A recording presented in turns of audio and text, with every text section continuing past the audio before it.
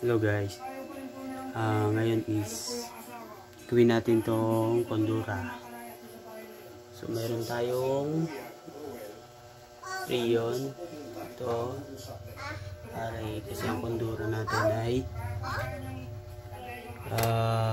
kondura. Ito ang pang charge natin is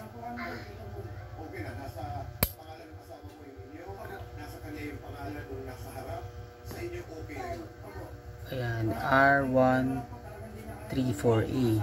So pa-charge tayo R134A. So ang pagkakarga is yan.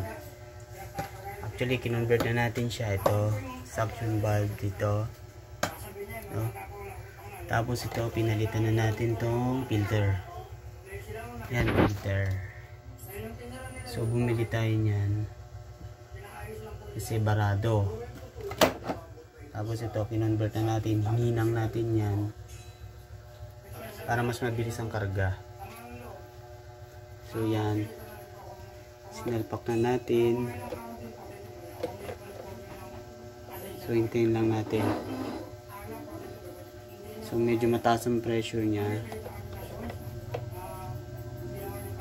Yan.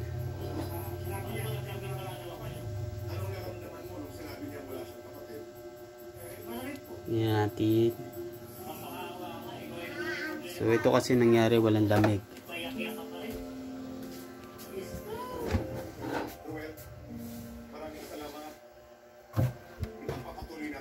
So walang lamig. Moist lang siya.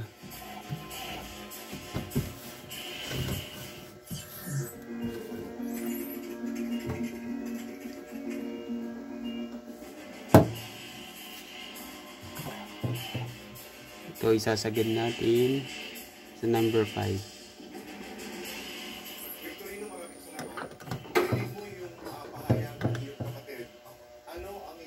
So ayusin natin.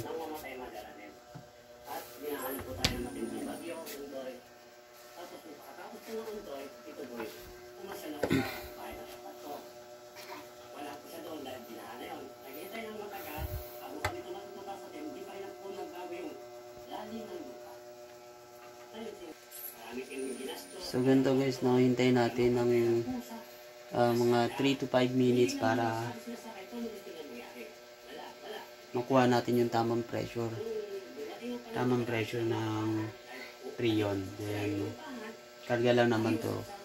At ito i-observe natin, mag-moist na siya mamaya maya kasi naka-automatic yung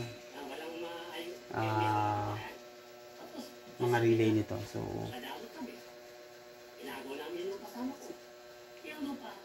gagawa tayo ng second video para sa tamang kung nagawa na natin itong unit na to sa kondura. Ayan, nakita nyo na rin tumunog.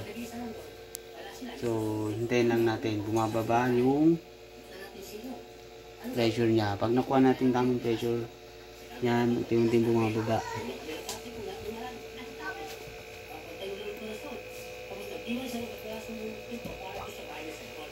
Yan. Hanggang 10 PSI. So yun, para makuha natin yung tamang lamig. So yun, balikan ko kayo guys ha. Thank you.